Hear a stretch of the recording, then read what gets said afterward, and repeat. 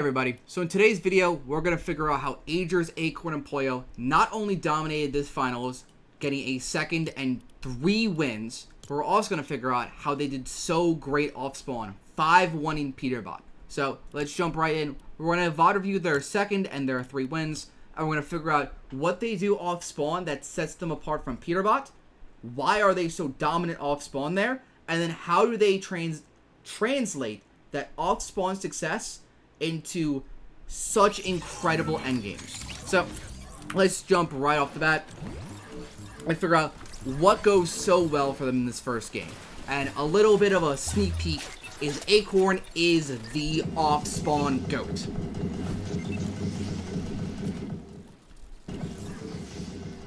So something that's a little tricky about this spot, in most spots you can basically align your character with the markers, but because the markers at this drop actually don't place where they're supposed to, they actually end up getting stuck on the clouds. You have to fully base it off of your minimap. So if you guys end up dropping Demon's Domain and you're wondering why you're messing up your drops a bit, it's likely that.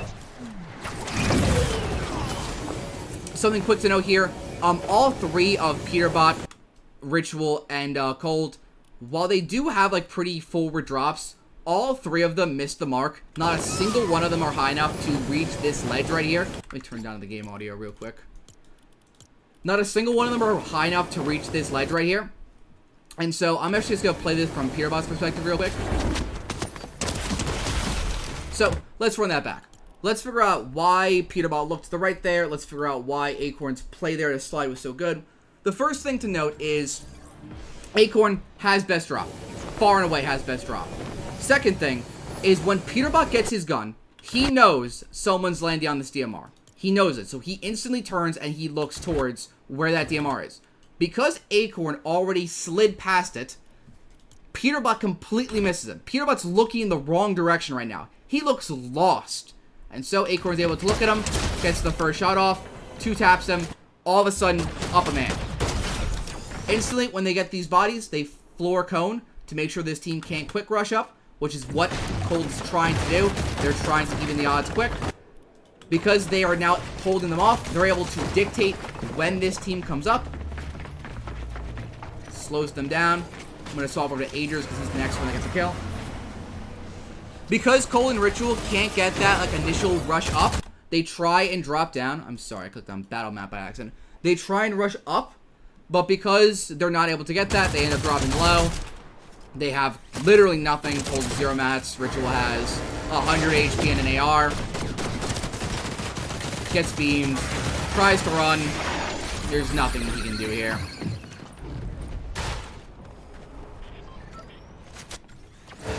Bring it up Pollo real quick. He gets the last kill. Sorry, LeAjerss actually gets the last kill. Rituals tries his best to run around using the cape. Not gonna be able to work though. So that off spawn mainly just came down to Acorn had the best drop. When he got the gun, he slid. That slide messed up Peterbot big time. I'm gonna play it again, just so you can really appreciate it. So you're Peterbot, right? You see this gun on your right. You know this guy on your right is gonna get that gun. So you jump up, grab the Fury. You try and look to the right. And by the time you realize, hey, this guy's already passed, you're already being shot, you get 2 taps, nothing you can do. So, it's just a real clean movement tech there out of Acorn. If he had stayed there on the right, he just grabbed the gun and just insta-turned, he probably still wins that, but it's a lot less guaranteed.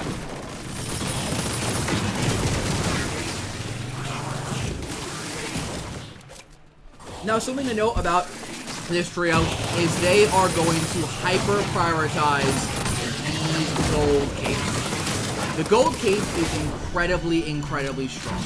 It's one of the most broken items Fortnite has ever had. Even if they end up nerfing the mist ability of it, and its ability to go through turbo build, it is still an incredibly strong item, as it basically allows you unlimited uses every 10 seconds in endgame, which allows you incredible ability to solo clutch, to make plays, and just do so many things, especially with its ability to counteract storm damage, as you don't take any storm damage while you are in that mist form. Something they always do, big part of their game plan, is they're always going to try to play for these bunkers. Reason why is because of their kills off spawn combined with killing the boss. They are always going to be a high hero rank. They get their good surge, and then they're going to focus getting the best loot they have possible. Right now, they're already about an A rank, I believe. And so they're already able to open up this vault. That gives them another gold cape. So, already, they probably have the best loot in the lobby. They have the coin that guarantees them 50 shield. They have double gold cape. They're going to let each other get rezzed, and they're going to use their med mist. Just sitting in zone, waiting. No need to rush in here.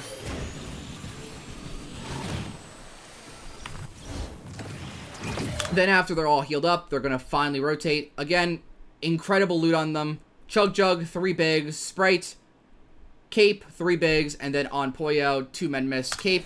They have that coin to act as their minis, so they don't really ever need minis. So this is just probably the best loadout in the lobby. From there, they're just going to prioritize their lane. So what I mean by lane is that... Let me actually draw it out for you guys. Let me pull up my epic pen. Alright, so what I mean by lane is this idea that essentially all of this is space that they own. The reason why is because the team on Foxy doesn't want to play here because they're afraid of Demon's Domain keying them. This team has been conditioned. In fact, in most of the games, BryceX was actually wrapping down from Foxy all the way over here to get his surge. He didn't want to be in front of this lane. Because what do they do every single time they went off spawn? They key this lane. This lane is theirs. And so they end up owning a ridiculous amount of space. Literally, all of this is their space. And so because of that, they are going to be able to, every single mid-game, have an incredibly clean mid-game. Now, it's probably going to be very difficult for you at home to replicate this because most of the lobbies you are playing are opens lobbies, but there is a very similar way that teams play around the coin. Because the coin has so much aura, teams tend to steer clear of it. They don't want to mess with coin. They assume the coin is one of the best teams in the lobby. They are almost always fearful of it. So you create this massive amount of space. And then what do? They position themselves to ensure they keep that space. Instantly, LeAjerss goes over here to look down and clear this space to ensure that they have this for next rotate. And then Acorn gets up here onto this hill, and he can see any team that's going to come from their back and shoot them. If he didn't get up on this hill and was just all 3 of them getting this spire, all of a sudden, Clixie and them could walk in behind them, awareness check them, or go up here and take this hill. So they use their lane to then claim more space. They play it properly. Because they have this space taken, Clixie and them is not going to be able to get into the POI. Acorn instantly spots it. This team's like, hey, it's coin, let's not mess with them.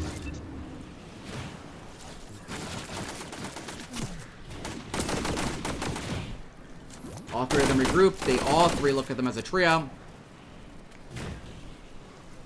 So you're probably wondering why Acorn just decided to leave this position to go for this little hero chest is because they just unlocked that S tier hero chest by ranking up. And so now their loot has somehow gotten even better. They now all 3 have capes. Part of the benefit of them having so many kills off spawn every single game as well as killing that bot is that it increases their hero rank. You get a lot of hero points by just killing that NPC. And so basically every game before they even leave off spawn, they're always high B to low A tier. And so it's really easy for them to find capes. A little known fact is all hero chests that are ranked A or above have a guaranteed purple cape in them.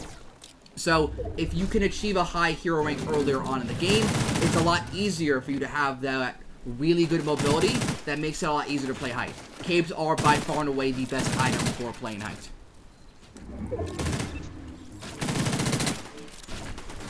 So what they're doing is pretty simple. They have capes, so they can basically get to whatever position they want to get to. You can already see that on the map. This little mark is marked. So they obviously want to get to the expanding side. If they go early and get towards here, all of a sudden, all of these teams behind them are going to mirror them. Bryce X is going to wrap in along this way too. Same with Pars. They're going to keep wrapping in because they want to get to expanding side too. But if Acorn and them stay where they are and basically act as a funnel, they are spraying them, they are spraying them as well, these teams can't go in towards where LeAjerss, Pollo, and Acorn are. They have to all of a sudden wrap up and in. They just have to take the closest possible route they can. And so, because of that, they're going to have only one team in front of them. They're going to be able to just wing past them and then use their dashes to get to the expanding side. So if you're ever in a position like this, you almost always want to sit where you are, hold these edges, and then wrap in, especially in movement metas. Controlling your edge is so, so important. Now that both these teams have been forced to go in and play on this edge together, they're now going to do what I called. They're going to use their dashes, they're going to use their capes, and they're going to get towards the expanding side. All of a sudden, they're in a way better spot. All of this space in front of them is free and clear. They essentially own it without even being over here. And those two teams are now basically screwed. They're going to die. And so that makes the lobby even easier for them because there's less players. They don't get a good pull for them, but still, it's not the end of the world. They still have the most mobility in the lobby. And also, just because they made this edge even more congested, all of a sudden, all these teams are on top of each other. They can get to here really easily, or they can just get to like this-ish area, and then cape around all the way to the left. Again, they are left with a lot of options because they dictated how the rest of the lobby played. This is already like the third or fourth time in this game alone where they've done that. So they look to aggress onto it, don't really get anything from it, but again, they're now in a position where as the lobby opens up, as this storm circle works to the west, they can just use their cape and mobility and get towards this side. You need to have either two dash sprites or capes. Playing this game without mobility is so, so hard. We try to look for a beam. They're able to play this game very differently than basically every other team because they don't get punished for taking dumb peeks because they can always use coin, especially in a game like this where they're only 100 above. Going for those questionable peaks trades where maybe they're not winning them is definitely worth it in order to get above here. I'm going to swap to Pollo since Pollo is the one that gets the majority of their surge, having that mythic spire.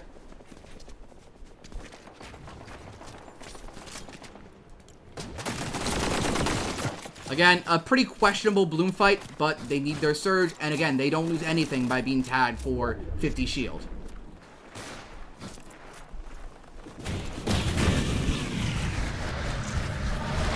So, they choose to be proactive. If they were given the opportunity to wait, I don't think they would have rushed up this hill, but because they are now below surge, they need to try and do something. They need to close the gap, get near teams. And that's what they're going to try and do. Sometimes you gotta love replays. So they aggress that team, Mason and them. They're able to get a bit of damage off, about like 100-ish, before they're forced 3-box. But because surge thresholds keep going up, they're still not in a great position for next, so they're still gonna have to play 4 more surge on this rotate. So how does Acorn do it? Does he prioritize the rotate here? No. He gets up on the position that Hound just cleared out on this height, and then uses it to look for beams on teams below him. Get some tags onto Freeze. Again, this is where the capes really come in clutch. The fact that you can't take damage while using them means that you can afford to rotate a lot later than you would be able to in a lot of other metas, and you won't be punished as hard. So right here, and a lot of other spots, they would be super punished, but they use their dash, their last one, and then are able to cape in past this team.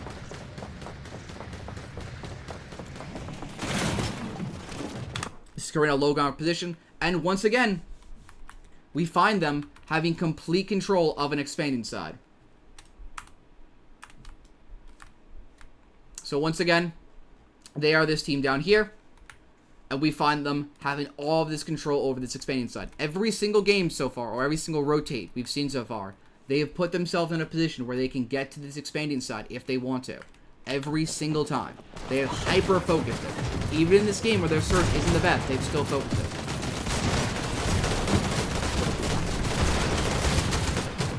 So they get a bit blessed in this scenario. This team runs over the top of them. They're able to play their double edits and drop them in. Gives them a nice little refresh, as well as the Sivens they need for Surge. I believe they only got one of those kills. Actually, I lied. They got both of them. But once again, because it pulls east towards that expanding side, they are going to be able to wrap in and play basically whatever position they want to with these capes.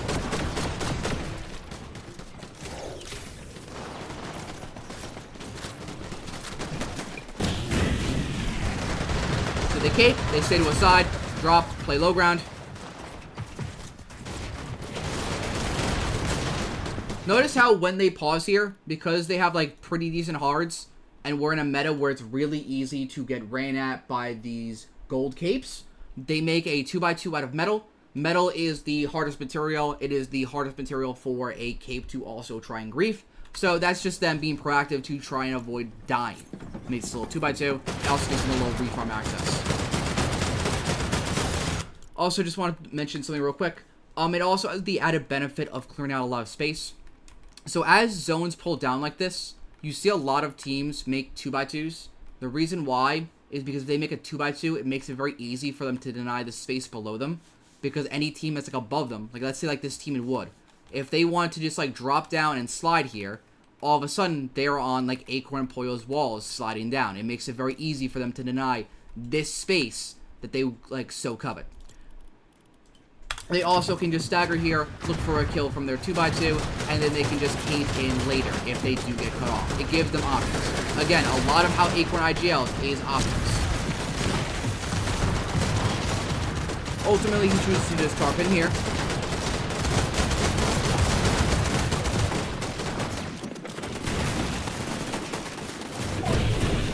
Staggers, capes. Notice real quick, I've talked about this before about 5 and 3 second rules. This idea that you want to always make sure that whenever zone transitions happen, you are all ready to go.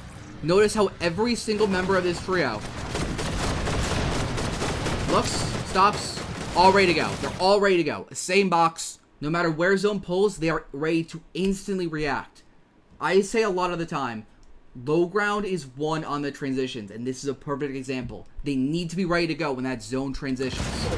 Zone pops, instantly, all ready to cape.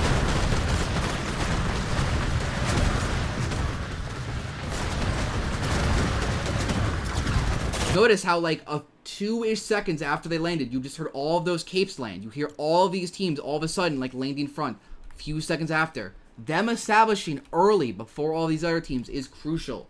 If you are too slow there, you wind up dying. You have to make sure that if you're a team that plays mid and low ground, you are ready to go on these transitions. It's really easy to find kills if you already have established boxes kill. Like right here, Liam and them established late. You saw Jace gliding there while I was doing that wide shot. Jace is just now editing in. They trail pump wall, forget it. They're already dead instantly. That was a 2-second fight. Refresh they need. Second they get the kills. Pollo tarps ahead. Then after he makes those 2 boxes, Acorn then swaps the tarping ahead. But good fundamentals on Pollo to establish that extra space, making sure they don't get suffocated off that refresh. Whenever you get a refresh in this position, you want to make sure you get some space. People are going to hear that refresh. They're going to look at it. They're going to try and spray it. They're going to try and pump it. They're going to try and do stuff to it too. By just establishing that space out, you decrease the chance of you dying when you shouldn't. Now they have triple gold capes. Notice how before he commits on this rotate, he tries to scout height. He wants to see if this is a choppable height, if he has to commit low or height to win this game. Now that we are on 10th zone, about to have the 11th zone transition, this is the kind of rotate that decides the game. Are we going to commit up? Do we have a potential chop? Or do we have to try and go low? So I don't know if it was the intention there of Acorn to end up on this low ground, but we do find ourselves on low. I'm going to go to Acorn. Again, though, we're all same box. We're all ready. Second zone transitions. We're all ready. Fully going up on this left side. Ready to fight this team. We use our gold capes. We absolutely run through this team on low. Through the bodies.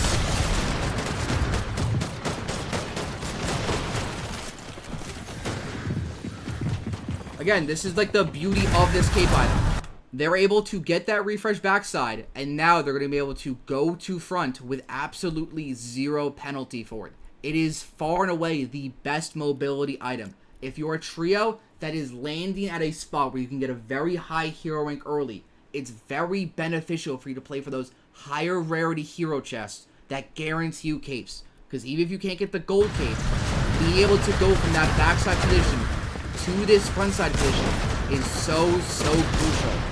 Now, you see Acorn tank to get ahead here.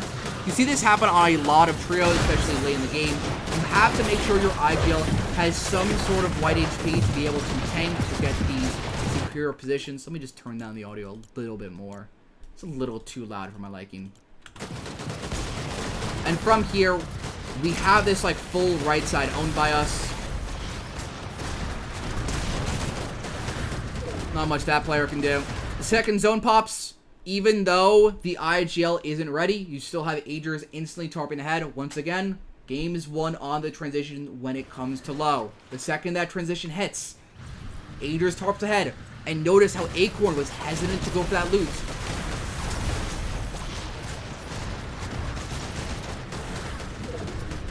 Pulls back. He's like, hey, we can go for the loot now. And they secure this low position. If they weren't ready for that low ground take, they don't win this game. By the way, I don't know why I keep saying they win this game. They get second this game, but you get the idea. Once again, when you're on low in this position, you always want to try and claim as much space as possible. Cone as much as you can. Just try and claim as many tiles as you can. It makes it easier for your two fraggers to look for drop downs. It makes it harder for a team to cut you off. You don't want to ever lose a game from low before that final 3v3.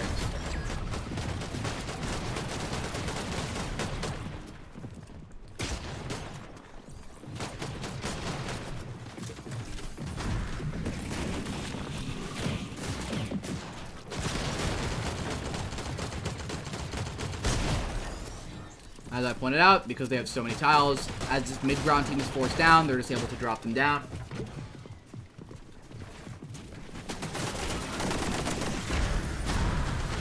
Now, they do try and win this final 3v3. It's not going to go as they would have hoped. ALot is quicked. Now, I want to focus on Pollo because I think Pollo played this super well and almost had one of the cleanest clutches I've ever seen. So, just the instant recognition on this chop, super clean. I feel like very few players in the world in general would have recognized this chop. Now, it's not going to work out well for him just because of the sheer nature of the fact that Rapid gets his cone. Instantly chops him. Rapid's able to somehow, someway get this cone on him, which basically griefs Pollo. Rapid's able to take that right hand. Even though Rapid ends up dying to Storm, Pollo's not able to get the thirst in time. Still, really good play by Pollo there to look for that chop. That was a super clean chop. So now, coming off that game, I want to now look at their 3 wins. They essentially get 3 wins in a row because they do die off one time off spawn. But let's focus on these 3 wins now. So we got our second. We now have an 11 kill win, an 18 kill win, and a 12 kill win. No low kill wins, all double-digit plus. Let's watch their first win. I want to also focus on this off spawn in particular. I want to talk about, how they have a very set plan no matter what happens. So, a lot of off spawn is about having a plan and then having backup plans. Because you're not always going to get the gun spawn you want. You're not always going to get the floor spawns you want. But if every player has like a pretty good idea of what they're doing, of what they're going for, it's very easy to do very well off spawn. And so,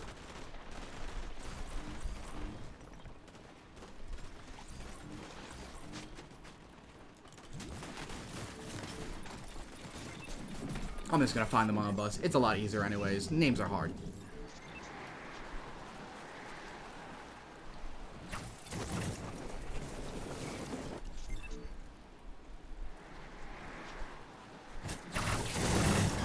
So notice, ALot every game is going to try to swing around and go for these deep gun spawns on the side.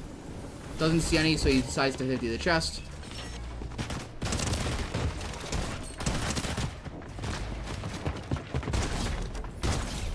crazy hero play by Acorn. I'm actually going to rewind that. Acorn has consistently won this 50-50 off-spawn at the chest. Some might say his throw wheel is scrolling a little harder. But at the end of the day, all of these players are playing on very similar hardware, on very similar pings. So I think it more comes down to the fact that Acorn is always in this same position. And he has better crosshair placement. Because, I'm going to be for real. Every player in this off-spawn is macroing. Every player in this off-spawn is hard zero. Some of them are like in the same house. So like, the idea that like, the macro is what makes the difference is crazy. It is all about position. Both these players are close and cold, and the crosshair placement. You can literally still see the shotgun's clip here. That's how perfect his crosshair placement. That's literally everything. Ritual, and then cold fall. Absolutely clean. The switch on to cold there, absolutely crazy. In the grand scheme of this tournament, Acorn was their off-spawn MVP. And I actually want to highlight this from LeAjerss real quick. I want to highlight this from LeAjerss. Because, my god, I have never seen someone, and this is going to sound like crazy glaze, not get a gun and do as much as this man just did. 50s the chest. Gets nothing. Gets hit down for like 80 white. Guy stops shooting him. Keeps running. Gets boxed. Throws down a shield bubble. Throws down another shield bubble. Keeps buying time while Peterbot tries to kill him. Peterbot finally gets a knock. In. Out. In. Forces Peterbot to throw him. Gives them enough time to run over and Pollo to box Peterbot. The impact LeAjerss just had as a knocked body is crazy. Never, ever give up on a fight. Like, I don't know how else I can describe how clutch that is. That is crazy. Crazy impact as a knocked body.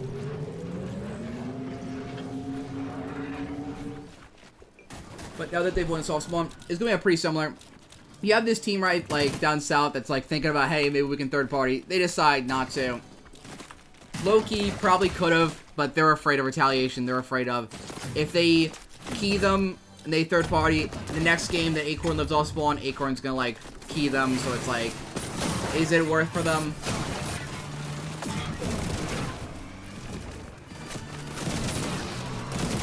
They love having their fun with these pistols while they're killing this bot. But already, pretty quick after our off-spawn completed, and our loot is really, really strong again. God heals on Acorn with a cape, LeAjerss, 2 bigs, Chug Jug, and a med mist, and Pollo, 2 med kits, a med mist, and 3 bigs.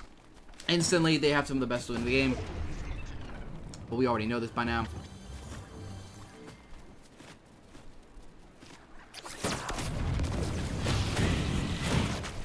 They're going to play this game a little bit differently. They are going to instantly play for this island. Every time this island spawns, this team in particular always plays for it out of Demon's Domain. Like I said before, Brycex and them always clear out. They don't want any part of that fight, so they always end up just wrapping down and taking over one of these mountains, either this one with the pad, or they take over the big mountain with the pad. But regardless, like I said before, the lane that they control, because of just like people's fear of Medallion and their fear of being keyed by Domain, is crazy.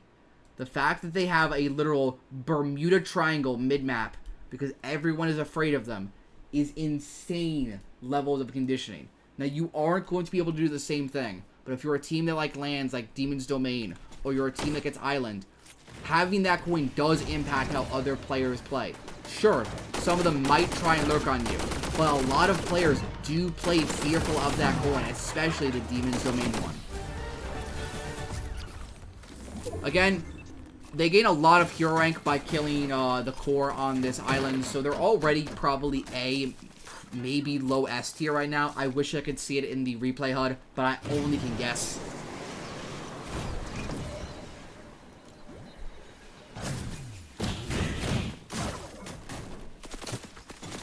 Notice how Acorn left like basically all his heals up there, uses the cape, is just going to try and run around, grab extra heals. So they are already S tier, that confirms it. By the way, all S tier hero chests have a guaranteed Chug Jug in them. So not only are you getting that guaranteed cape, you're getting that guaranteed Chug Jug. The fact that he's cycling back Chug Jugs right now is absurd. And now we have this super powerful mid-map position. We don't have as many capes as we would like. We have Acorn cycling back for one right now. LeAjerss still doesn't have one. But we have a super strong mid-zone position. Control all of this space still. And we still control a pathway in. As long as they can condition this lobby and make sure no one controls this space in front of them, they basically have one of the easiest mid-games we've ever seen. If you guys saw my VOD review of Canada last week, you would already know how easy it is to play out your game if you control this island. It's also just nice to see a team owning 2 of the mythic weapons. So the rest of this is just them controlling this island. They already have really good Surge. I would imagine part of the reason why they prioritized this island was the fact that they struggled with Surge last game. Island is a literal cheat code to get Surge. The fact that you are a higher position than everyone else. The fact that you get that mythic DMR, which does like 50 damage body, is crazy. It's so helpful for getting yourself above Surge. And just, especially on this Foxy one, the fact that you control so much space around this mid-map, have so much vision, be able to like see like down to like here, is crazy.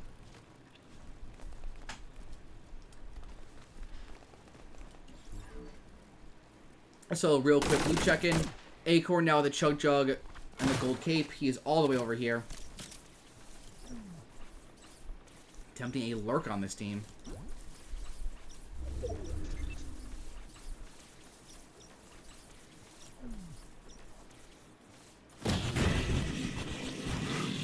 Decides to come back. Though doesn't want to wait too long for it. They know it's not worth just like 1 kill, potentially waste their game.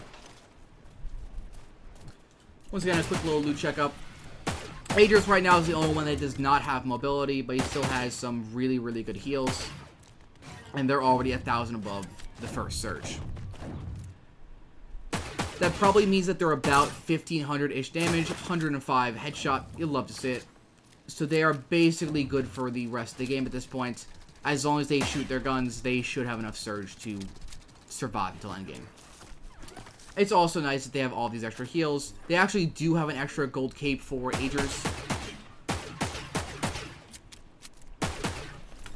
You really can't compete if a team has an extra loot pile that looks like this, that has multiple dash sprites, multiple stacks of bigs, and a gold cape. You really can't compete.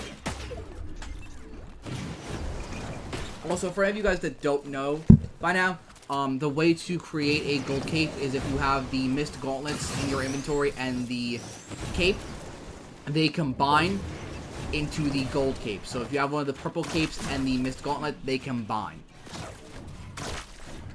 So we land, we use our mobility. Now this is a pretty bad zone for us, as you can see. The congestion is super on our edge, but they just have so much more mobility than everyone else. This cape is a lifesaver. The fact that they have dashes is a lifesaver. The fact that Acorn is now invisible in replays is a lifesaver. And so they use their mobility. They force themselves into edge. If they didn't have as much mobility as they do, they aren't going to be able to get away with this, just straight up. But because they have so much mobility, they are able to get away with it. Your loot, in many ways, should dictate your playstyle. That is what makes great teams great. The fact that, like, Acorn of them know how to manage their risks when they have such great loot.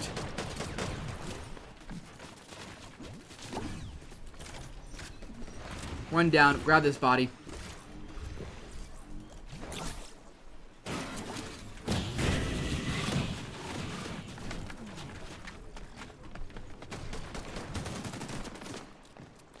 Again, pretty awful zone for them, but they're just going to be able to abuse the fact they have cape, double dash, cape, just, they have so much more mobility than everyone else. Most teams either have 2 capes, maybe 3 if they're lucky, and like a dash sprite, while they have triple capes and still have those dash sprite uses because they stack them on top of islands. Now, real quick about this position, they could have chose to play on the edge back there when they got in, but instead they chose to go deeper. If you're in a position like them where you are stacked, you want to minimize risks. So, By them going in pretty deep off this edge, the edges are about here where threats in them are, they are minimizing the chances that team tries to pre-edit them. Because all the teams that need surge are going to be on this edge, right? They're all the teams that are coming in late that weren't able to get stacked early. They get in deep, they get in off that edge, and they invest metal. The investing metal is key. Look around this lobby. Look at all the good teams. Metal, metal, metal. Like, all of the good teams invest metal into the 7th zone. Why?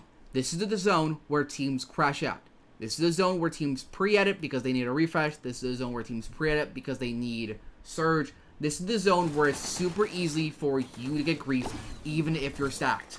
If you're stacked and you die, it's the worst feeling in the world. So they get off edge to minimize the risk, and they invest metal.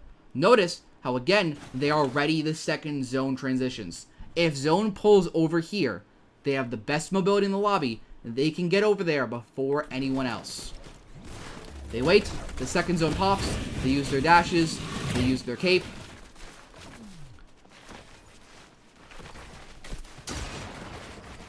The second they are able to get here, Pollo and LeAjerss are going to use their cape as well. Pollo is going to play on top of this team, instantly aggressing them, force them off position, and now, simply because they are already having their mobility, they are the height team here on a godly zone pull. This is perfect for them because even if it pulls across, they can just play skybase and then cape across. No matter where it pulls, essentially, they can keep height if they want to. Again, Pollo is able to play aggro on that team's wall. As long as he doesn't play in a position where he can get full boxed, any damage he takes really doesn't matter because he has so many chug jugs because they have this mythic coin.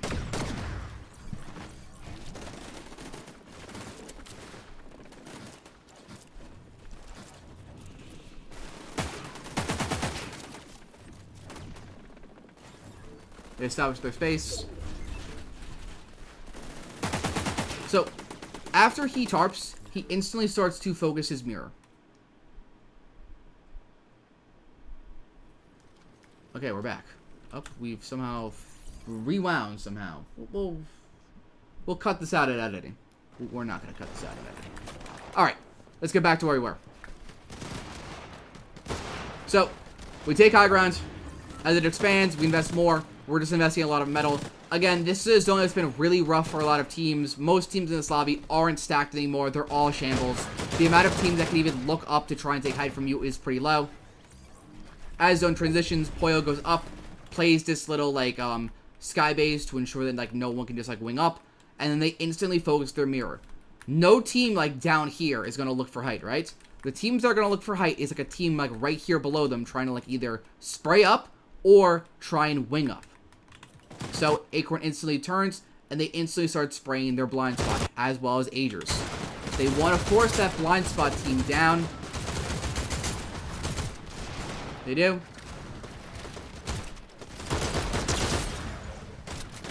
Keep just clearing their blind spot. Then they're going to drop down and then build up off the team below them. This is how, like, a lot of teams play height in mobility metas. You kind of stagger on your first height and then use your mobility to reset front. Because they forced all of these teams down and drained their HP, all of these teams that went from below them to front side weren't able to initially look up because they all have to heal and they all have to recover. So Acorn's able to just get front. Once again, spraying that second height team. They're really the only team that can look up for height in these mountain zones. They reach S+ rank. It's pretty impressive in a finals lobby this early. Then, really cool call here by Acorn. He's going to use the gold cape in order to go into zone, connect to the mountain, and then tarp up. At a really strong connection point early, this allows them to play super, super high over the lobby. You see most teams that play height like to play super high. The reason is simple. You don't want to give a team a chance to cape up on you. It's the easiest way for you to lose height.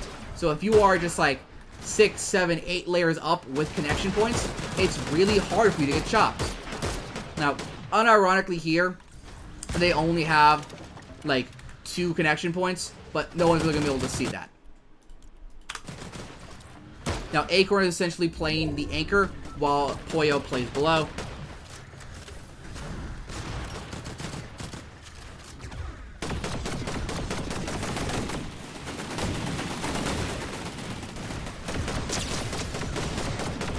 So now they are starting to run out of mats. You are going to notice them not play as high. Acorn is now down to 7. LeAjerss only has 3.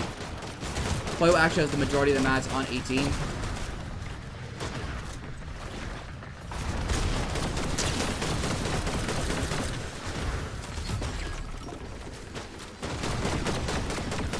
So now they are basically all out of mats. Acorn on full 0. The only one that really has mats right now is Pollo. It's actually like a crazy play call. So he sees Muzz get cracked, tries to go in and chase them to get that kill for the Siphon, doesn't get it.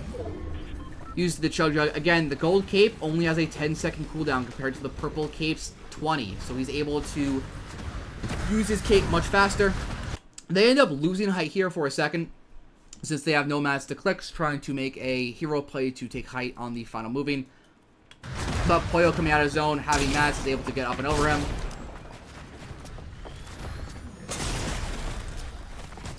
Higgs is almost able to 1v3 here, but there's only so much he can do when all 3 players are applying pressure to him. Forces him to reset down.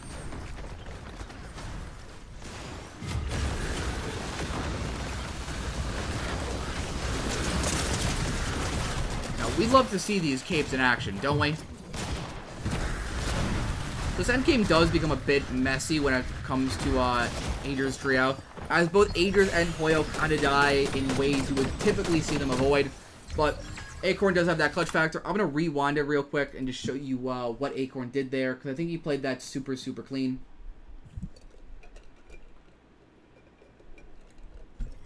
So, Acorn, while they were fighting, capes up and then throws out his Medmis to play this top position. He has 0 mats, so getting up this hill early, being able to spray down, really beneficial. And if he had chosen to keep trying to fight Higgs on low ground, pretty decent chance he doesn't win this.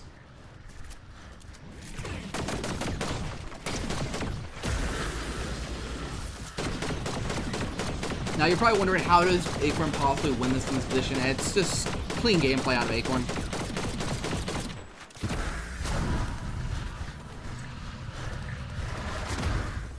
Good comms by his teammates.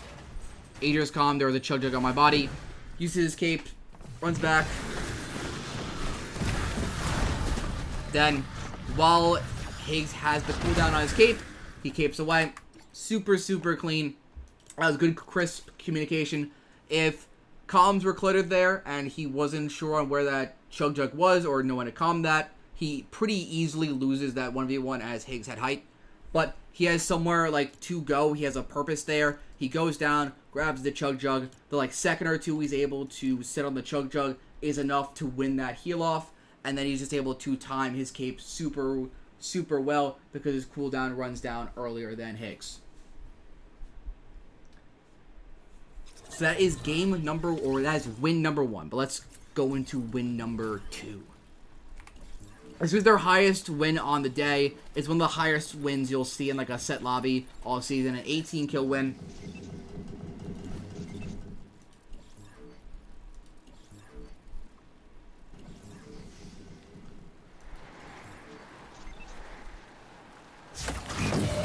So, yeah, let me rewind this real quick. I want to talk about like I didn't really get a good opportunity to explain it last one because of how they ended up playing it, but I really like how much thought out their plan is. Basically, every off spawn, LeAjerss has the responsibility of the far gun spawn here, and this chest. That's LeAjerss' responsibility. So LeAjerss is always going to swing around to this far side. He's always going to swing around to this far side. That's why LeAjerss' drop is so much weirder than all these other players. He doesn't have a good drop for this close side, but he has a good drop for this far side. Acorn on this bus route is always going to 50-50 this chest. Because this chest has a 100% spawn rate, his game plan is set. He's always going to aim for this chest. And then Pollo, he's going to aim for this, where this floor loot spawn is, and this chest. If they don't spawn, he's going to insta-drop down staircase, look here, check the gun spawn, and if that doesn't spawn, check underneath, check the stairs. The odds that all of those things don't spawn are very low. But because they have a plan that no matter what spawns, he is going to have something to do, he's able to play this off spawn better than them. Peterbot is going to start to shift to the left. He's got a better drop than Pollo, but he's going to get greedy. He's going to try and go for this blue chest. LeAjerss already ready on this chest right here. Gets to it before Peterbot can. Peterbot decides to peel off the blue chest and run over here. Acorn is just able to do godly things and just get the gun there. And even if he didn't, LeAjerss is already walking over with a gun. So now Cole and Ritual are already dead. Peterbot's dead because Pollo beat him down the stairs because he had a game plan too. And so this team is just so much better prepared. Peterbot had a better drop here. He did. Peterbot could have easily gone downstairs there, got a gun. He wasn't prepared. He didn't practice. Pollo, better prepared, instantly dropped down, gets this gun. Peterbot tries to drop down here late. Nothing he can do. Dead, dead, dead. Not a single one of them even sniffed a gun. Cole gives up. That is just pure off-spawn domination. Super clean, super practiced, super polished. That is just a better off-spawn team. Straight up. They are more practiced, they are more prepared. So, we've seen this time and time again. They're going to absolutely demolish this NPC. Now, I'm going to skip forward a bit. I think we've seen enough of their early game where we kind of have a good sense for how they play it. We now jump forward and they have some pretty good loot. Gold cape, 3 bigs. Acorn being pretty broke. Only 3 bigs, 2 med miss, and a chug jug. And then we have Pollo with a chug jug and a gold cape. Remember, a lot of their focus in these zones is going to be staying around areas where A rank chests and S rank chests spawn in this sort of lane. The reason why is because if they can get one of those A or S tier rank chests, they can then instantly get a cape guaranteed. And so all of a sudden, all 3 of them have mobility. You see them actually play for this one a lot, because if they get one of those A or S tier ranked chests, especially in opens, they'll do this, where they don't need as much surge. They will go down here, get those chests, and there's also a very good chance of missed gauntlets spawning down there. They aren't able to do that as much in finals, as they need a lot more surge in finals, but in opens, they're able to do it almost every time.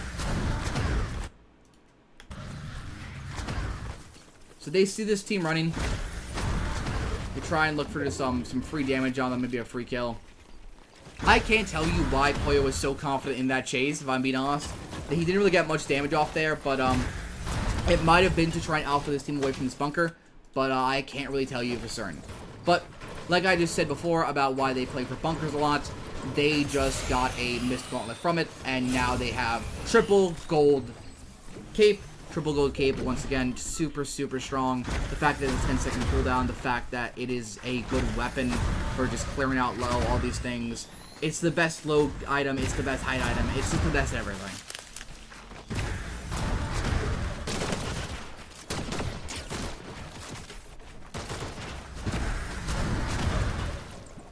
So they find themselves in a weird position, they just cape away.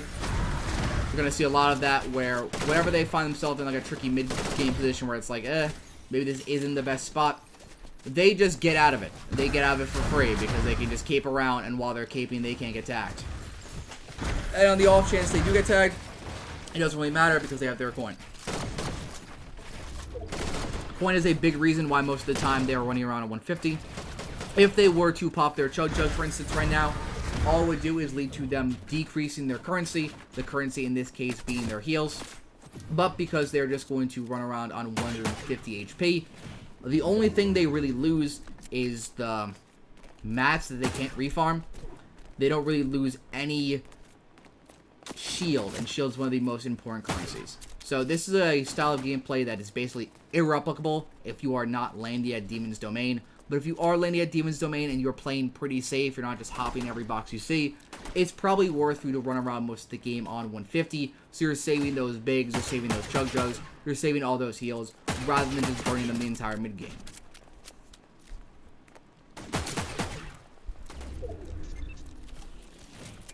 So, really good zone. Let's see if they play that similar to what we saw earlier, where they're going to try and sit and control this edge and then wrap in expanding late, or if they're going to play it differently. shockingly, they are going to play it very similarly to how they played that previous mid-game, where when this 6th zone pops, they sit on this power high point, and all of these teams are going to be forced to wrap around them. Again, this guarantees them a lot of space, and it also guarantees that, let's say if zone pulls up here, all of these teams are going to be forced to get super on this edge because they're not all on top of each other. These teams aren't going to be able to get deep, and then they have this super clear lane up the middle. Let me just try and draw it out for you guys real quick so it makes a little bit more sense. So all of these teams are now going to be in this-ish area, right?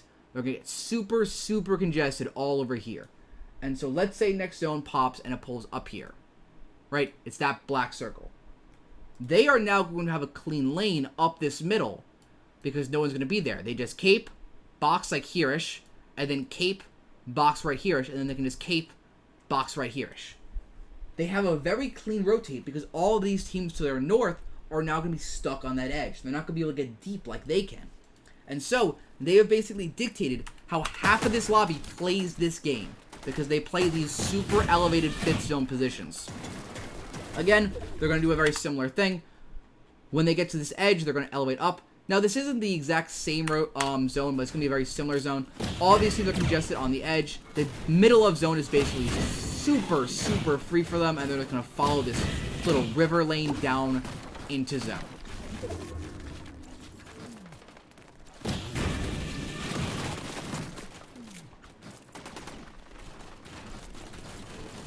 Again, see how he's making investing like a lot of mats in order to get off this edge.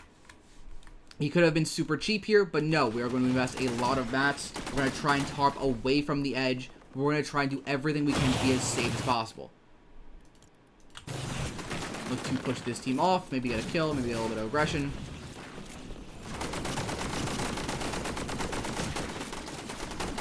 Moving them, good recognition to instantly dash away the second that team shows any level of threat. They wait, they see Crazy them go. Second they go, they're going to cycle behind them. This is the point of the game where it's worth being 200 because teams can very quickly aggress you.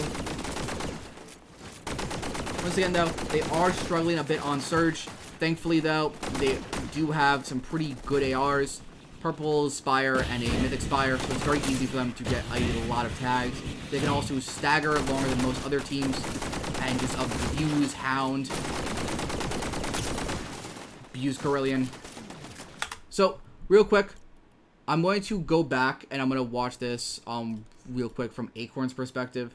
Because while Pollo and LeAjerss were sitting back there and they were getting their tags, you actually had Acorn take the initiative and go ahead as a solo.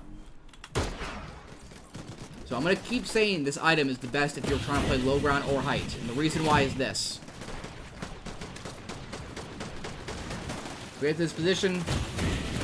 We go deeper. We're able to just base up on height. If a team chops us, by the time they chop us, we will be able to use our cape again. So there's really no risk. Now we have an even better angle. We're able to pick up 3 kills on this rotate alone.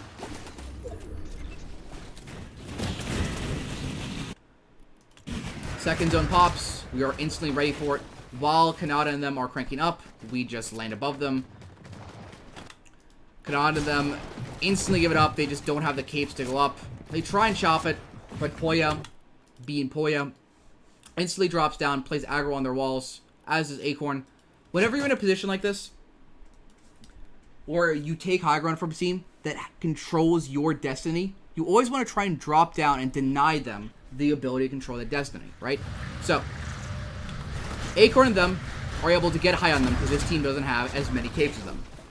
So they get height, they connect to each other, they look down, and they instantly drop down. Why? Because if they don't drop down, they just sit up, being idle, Bolts and Kanata can just look for the easiest chop of their life because they're connected to all their builds. They drop down, they sit for a second, they get a little bit of spray damage off. All the while, LeAjerss is able to drop down, add that connection point, good coordination, one adding a connection point while the other two fight. And now, even if they do edit out all the way in the back, it doesn't really matter anymore because they have that third connection point front side.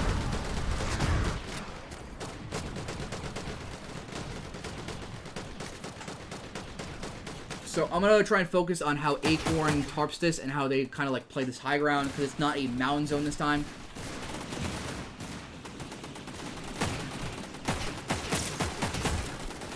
This DMR, it hits when it hits.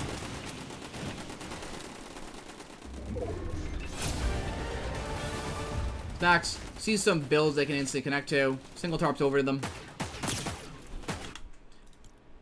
Real quick, because of how high they are, again, similar to the last game where they are prioritizing being super, super high so capes can't come up on them, they are about 8-ish layers above second height. It's not possible for a team to really like lurk up and come up on them. This is like how Acorn is like always going to play height. Once again, the second they have a connection point, they build up even higher. They are playing essentially sky-based Fortnite. If a team does somehow chop them, they are going to be able to add a... They're going to be able to just cape. And because they are tarping up so high, they are tarping too wide so that they can easily tell if they are being chopped. Thing I talked about on Twitter, if you tarp too wide, it's really easy to tell if you're getting chopped because you can look back and visually see one of the builds breaking. Whereas if you build single wide, you can't see that. Again, see something you can build to, instantly tarps to it. As that connection point. Again, they just want to stay up as high as they can. They just want to minimize that risk from capes. The second they see a trio caping up, they know that trio is stacked. They're going to try and focus that trio. They really can't do it too well because of the way the builds play. Now that they are a bit closer to everyone else, they're going to single layer, but make it 2 connection points for like a little bit, and then they're just going to like swap. But the reason why he is single layering now is because they're a lot closer. They are not as high, and also because of the zone. Being 11th zone, you don't want to be 2 layer wide, and you just don't have vision if you do that. I'm going to go from Acorn to, who gets more kills here? Let's watch some Pollo. But yeah, in general, like once you reach that like 11th, 12th zone, it's almost always going to be the goal to single wide tarp. You don't want a 2 wide. It just makes it like impossible for you to see like anything really. But also, part of the reason why you were single wide in there is because we were getting closer to the teams below. So the way you are going to lose height is if you are awareness checked by a team going up, not by being chopped.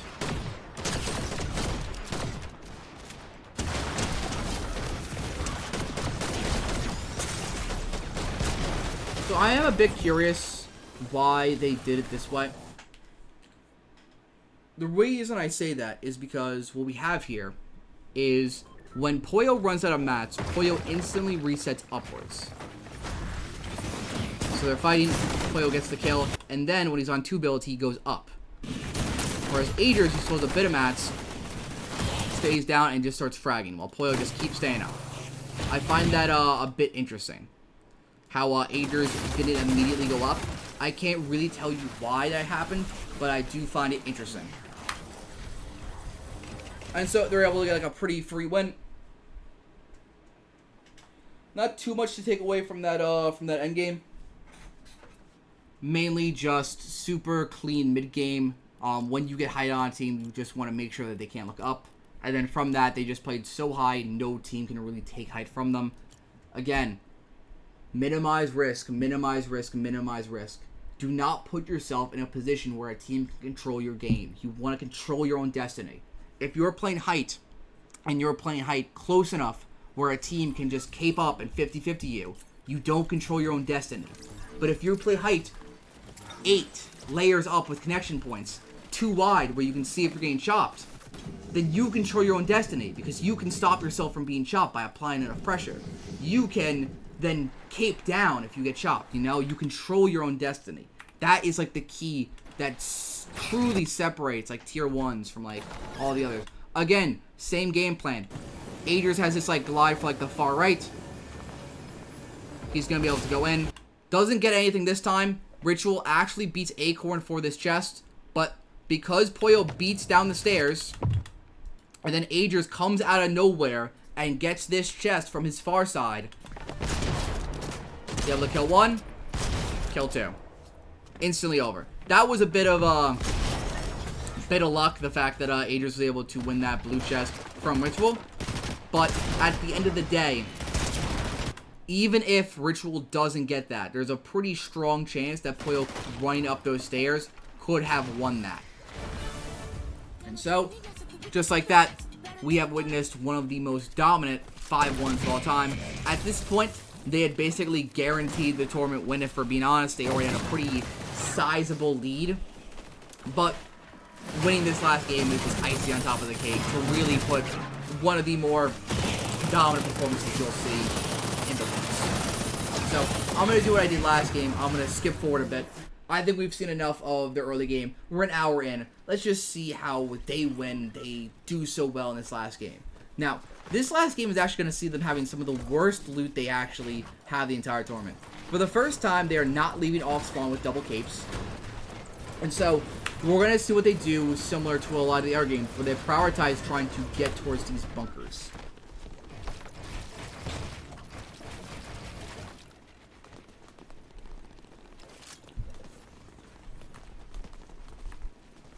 Once they reach a high enough rank, being near these bunkers is super beneficial.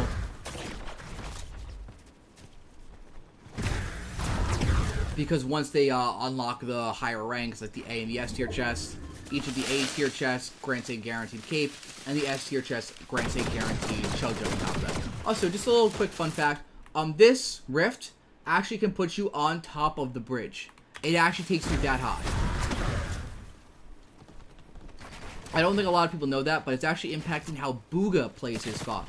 Booga used to play for these little surge bases over here, but you're starting to see him pretty consistently play over here, take Rift when it spawns, and then try and, like, mess up the bridge team.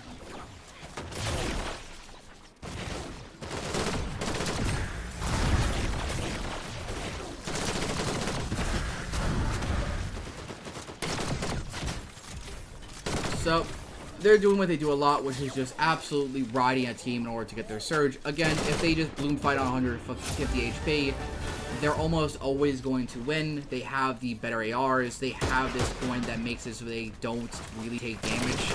They have a gold and a mythic Spire AR and a blue DMR on LeAjerss. You can't really get much better guns for surge than that.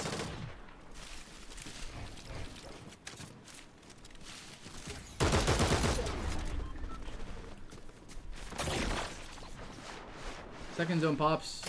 Instantly start going.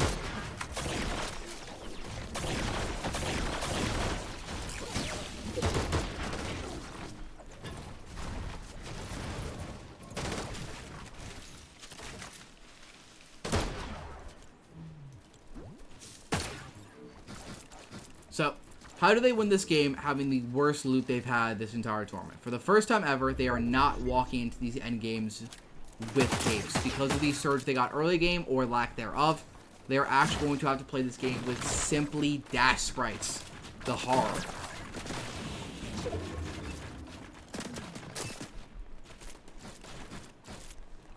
Second zone pops. They see this power line position is unclaimed, so they're going to force their way up it. They do invest like a pretty sizable amount of mats to get up here. 600 mats now on Acorn after before he got dropped.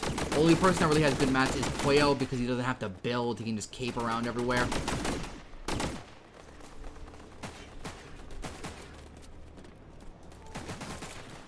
Thing is, on this position, when they, what's it called? Hang on, let me just explain this rotate real quick. So they aren't going to be able to hold their edge as well as they were in the other games, strictly by the fact that they don't have as good vision from this power line, as they have a pretty big blind spot below them, and the fact that there's not really many people wrapping their way. Combine that with the fact that they don't have capes, it's not as easy for them to wrap. What they're going to do is they're going to use 2 dashes, dash once, and then dash again right before you hit the ground. That second dash cancels your fall damage, essentially, because it resets the point you're jumping from. They're going to keep using their dashes. They're just going to keep trying to get to the expanding side. Super clean rotate there. To go from this power line, dash twice, get to here, and then use your mobility to get even further is super, super clean. Now that they even have just 1 gold cape, they're going to use it to claim even more space. Pollo is going to be able to play over here because he has the coin and the cape. If he takes damage, it's whatever. He heals back up. And if he gets like pushed off this position, he can just cape back to where Acorn and them are. Zone pops. He's in by far and away the best position on the map. Controls basically all the space. He's going to stay here where he is, using his cape. You can't see him on the map. I'm going to swap over this. He's right here. And so he's going to basically do what they keep doing, which is he's going to sit in the spot, try and force people to go south, and then when it's like a little sketch, he's just going to come back to where Acorn and them are. This is the power of the cape. It's essentially a get-out-of-jail-free card. Like, it is very, very hard for him to die in this position as long as he's aware. He's absolutely milking the kid stats. And then, because of Acorn's vision, seeing front side, sees a good spot for him to go to. They tank a bit, and now they are in the absolute god spot on the zone. Center, on an established height, and they can just have Pollo go again and get on top of wherever this next zone pulls.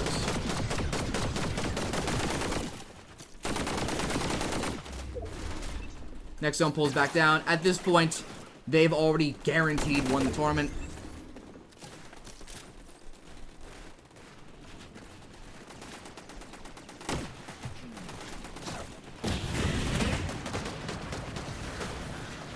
Have Pollo dash ahead and then make a anchor point.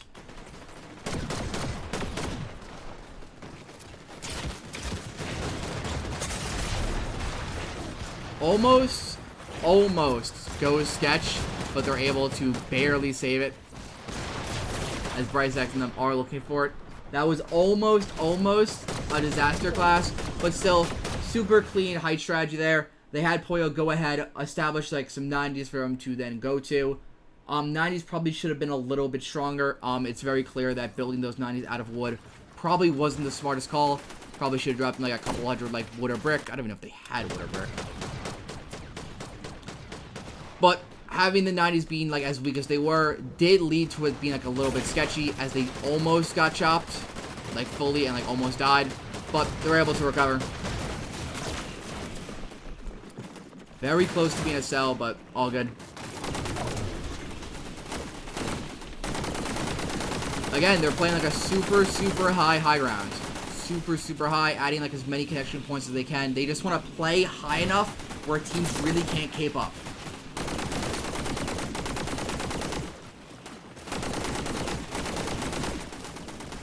You just keep working up. You just keep working up. When you're on height, you need to just keep working up.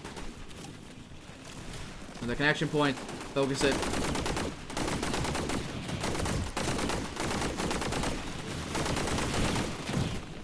Whenever they see wings, their focus is always on the wings first. The reason why is those are the teams that actually have a chance to take height from them.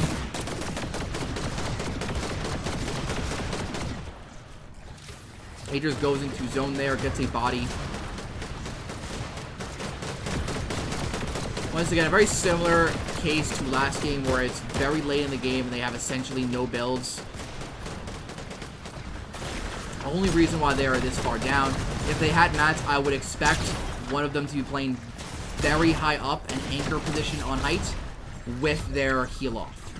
But instead, because they all have pretty low mats, they're just going to be playing on tops. We'd love to see this item in play. The second he drops into something sketchy, he instantly wings out. Now this is Fortnite. And so again, this is just the power of this item. The second you get put into any position sketchy, you can just use it to save yourself. You can use it to just absolutely wipe low ground. I'm going to keep saying it. When it comes to high ground, when it comes to low ground, this is the best item in the game. Now, I do expect that by the time tournaments start up again in the 2-week break, that this item is going to be a bit nerfed. But I do think that it's still going to have that 10-second cooldown. I think it's going to still be kind of viable with that 10-second cooldown for how easy it makes rotates. We're going to have to see in that time. But yeah, this is how Acorn, LeAjerss, and Pollo managed to dominate this tournament. If you guys sat with me for this hour and 10 minutes of this VOD review session, would really appreciate a sub, comment, a like. It really matters to me. It really just helps this video get like seen by more people. And I really just appreciate like all the support I get. We're at about 500 subs now. I just want to say thank you to every last one of you guys. I'm trying my best for you guys. I'll try and keep the content coming out this 2-week break. I plan on reviewing Vino in the next day or two, so keep your eyes out for that. But yeah, that's it for today, guys. Really appreciate it.